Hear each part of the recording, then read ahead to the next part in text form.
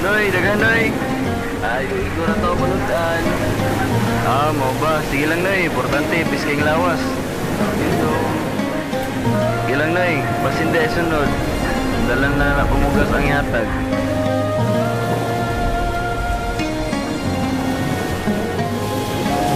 Ato ang paminaw o pamation ang storya ni Robin De Hilio 49 anyos nga milakot para lang makaraos og ang mga kakapoy iyaharang gipangantos gilahos para ang anak ay makalampos ug sa karon siya nakuyawan og nakulbaan pero wa siya nagpadaog kay naa sa Ginoong gisaligan sa tanan nga problemang maagian andam niyang dasmagan pwedeng ikumpara sa leyon niyang kakusgan nagpabilid siya nga ligon kay tungos pamilya nga gusto pa niyang makitaan mismo sa iyang atubangan.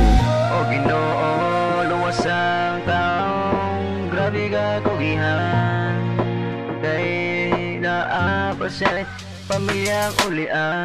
O Ginoo, ikaw ang pinaka makagagahom sa tanan dako mikpasalamat ang mga taong kugihan wala nimo gipasagdan sa mga ngiti kadala nimo hasang gisugaan. O Ginoo, ikaw ang pinaka makagagahom sa tanan dako mikpasalamat ang mga taong kugihan wala nimo gipasagdan sa mga ngiti kadala nimo hasang gisugaan. Agosto 4 abot na gikahadlukan murag lahing gibati nga na akos kadagatan ditso lang sa desisyon wala kabaw sa palaran matag adlaw o gabi basta na lang mi masud kapanigamot sa lawod bisag balod basta ang sakayan ako dili lang maunlod lisod na sitwasyon na kuntiyan wali sulod ganun kaninga katalagman paman karon na sabot kano sa pamahuman ang sakit sa katiling bandrag wa ko gipangita ila na ba kung gipasagan wa na ko gipangayo nganong ako may gihatagan ng tahatod karon dili ko nila malimtan.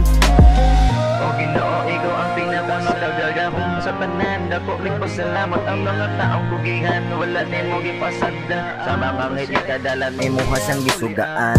O Ginoo, ikaw ang pinaka makagagahom sa tanan dako nagpasalamat ang mga taong kugihan wala nimo gipasagda sa mga ngiti kadala nimo hasang gisugaan. O Ginoo, ikaw ang pinaka makagagahom sa tanan dako nagpasalamat ang mga taong kugihan wala nimo gipasagda sa mga ngiti kadala nimo hasang gisugaan.